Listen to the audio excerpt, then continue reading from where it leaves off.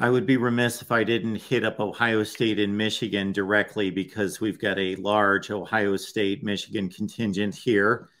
So for me, Ohio State may still have the more talented roster, and they may still be the program that's more equipped, better equipped to win a playoff game, especially against an SEC champion. However, we know what's happened when they've met on the field in the fourth quarter, in particular, with Michigan just leaning on them, pushing them around.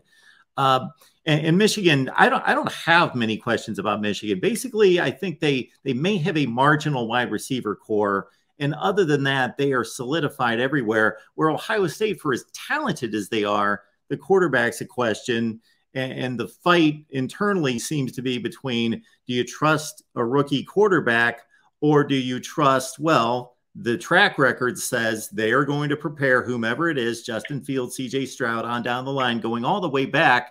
You know, people just talk about who Ryan Day's developed, but there has not been an Ohio State starting quarterback who has not played for a championship since Steve Belisari back in 2000. They've all played for championships. So they get to that point, but the offensive line needs shuffling. They lost two tremendous tackles to the NFL. The secondary was, as you mentioned in your preview, the Ohio State secondary standard is elite, very best in the nation, and it has been nothing close recently. There's hope and optimism that they can get back to near that standard. I believe you have them 12th at defensive back in the nation, but that Ohio State-Michigan dynamic is an interesting one. Yeah, it definitely is. And I think you hit it on the head talent-wise. I actually have Ohio State number 2 in my power poll and Michigan number 3. And then you're wondering, well, why did I pick Michigan to win the Big Ten, although I've got Ohio State right up there with them?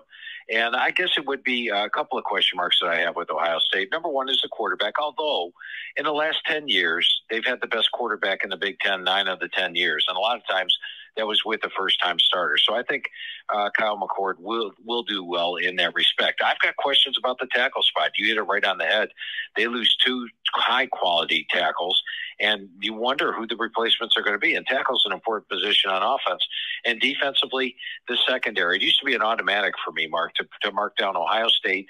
It will be in my top 10 secondaries. And it hasn't been the case under Ryan Day. So those are the question marks. And then the biggest question mark for me is the schedule. I think Michigan draws by far the better schedule than does Ohio State. The Buckeyes have to play Notre Dame on the road. I consider Notre Dame a title contender this year, especially with Sam Hartman at QB. They have to play Wisconsin on the road the week after playing Penn State. I've got Wisconsin, my number 1 surprise team in the country this year, a non-top 10 team that I think can actually play for the playoff. And then they have to play Michigan on the road November 25th. And when they play Wisconsin, it's a week after playing Penn State. So that's a brutal schedule. And part of the reason that I've got them number 5 and just missing the playoff is the schedule, the question marks at tackle, and then the secondary.